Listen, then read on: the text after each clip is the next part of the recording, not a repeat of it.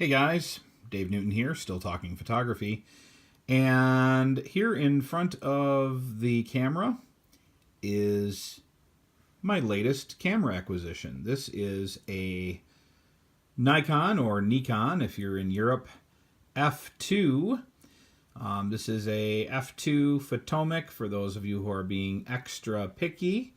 It is a black F2 body with a DP1 finder, which is the metered finder that does not automatically index the lenses. So you do have the little prongs that everybody wonders what they're for Nikon lenses, old Nikon lenses. That actually notches in. If you see that little pin attached and you see the little f2.0 or just 2 point in the prism, when you mount the lens, the pin engages in the prongs. You rotate the aperture ring back and forth, and the camera recognizes the widest aperture of the lens and mechanically puts that number in there. You can kind of verify that it's the correct. So this is a 50 millimeter. It's a pretty cheap lens, 50 millimeter f2 lens. This is actually an AI lens. This is the lens from the, see that little notch out area there, and that little rib, that would engage with the automatic indexing, so f2A, for example, or any camera past that. But you don't need to. This camera will shoot non-AI'd lenses. You can use AI'd lenses if they have the prongs, which they use the prongs for years and years and years after. But if you have some really old lenses, this camera will use them, whereas some of the newer cameras will not. So got some FP5 in here. It's got the film box tab in the little holder in the back. This particular F2 body, if it'll focus on here, F2 7594 746. A lot of people say the first 2 digits indicate when this camera was made, which would say 1975. That's close, but probably not exactly correct. Got film loaded, took a couple pictures of my little dog. The meter actually shows up on the top of the camera also, which is kind of handy when you're kind of pre-metering something with the camera not at your eye. This camera has some foam issues. It needs to be refoamed. And so I am going to call the good folks at BDC Camera Repair and talk to them about what the cost of refoaming this body would be. And I'll just have them clean and lubricate it as well. This is a really nice F2 though. I'm very happy with it.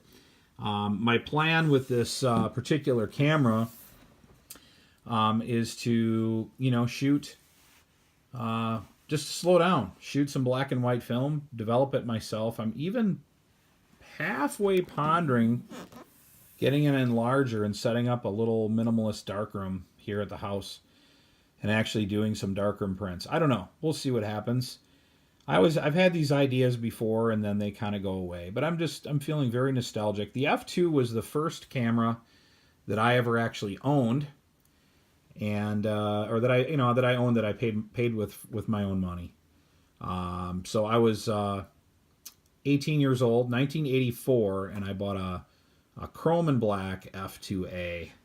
So it would have had the little letter A here, which indicates that it will automatically index lenses. You don't have to go through the little rigmarole of indexing them, but it's, again, not really a big deal.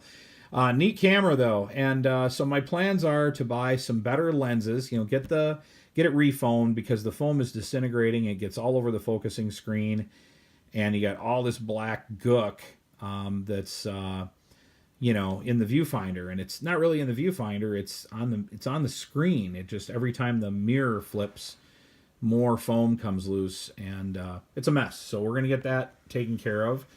No big deal. And also, I'm sure the back cover Hopefully it doesn't have any light leaks because like I said, I'm going to shoot some film here. But if it does, I'll know because of the film will be fogged from it leaking in the back. So that's entirely possible, but that can be easily remedied as well.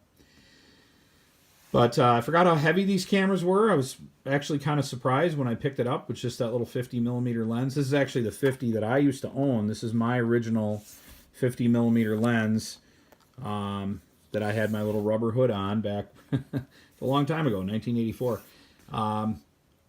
But it came with a non-AI 50 that has a kind of a sticky focusing ring, and it looks like it's got some delamination inside. So that thing will go on eBay super cheap, and I'll use this lens, and then I want to pick up some legendary glass. I want to get a 105 2.5. That's the famous lens that Steve McCurry used to photograph Nikon girl, Afghan girl. It made that lens really famous, though. That beautiful portrait of the young Afghan girl, teenager, and it was on the cover of National Geographic, and I believe it appeared 3 times over the course of the years. So very, very, very famous image of a young lady. The other thing I might try to get for this camera is a motor drive. This camera takes a motor drive. I had a motor drive on my original F2. It made it a heavy, heavy, heavy brick of a camera, and very conspicuous. But it was really fun, and I liked it, and I love the sound that it made. These cameras are all mechanical, and it sounds quite awesome with the motor drive. Without it, it's just a normal, click sound. But anyway, I'm very excited to have this camera. I've been wanting to get something a little bit nostalgic, and so we'll see how that goes. Might try to pick up a vintage camera strap for this thing too. We'll see. We'll see how crazy I want to get. I don't want to be all hipster, but at the same time, it's kind of fun. So we'll keep you posted. Thanks for watching, and keep shooting.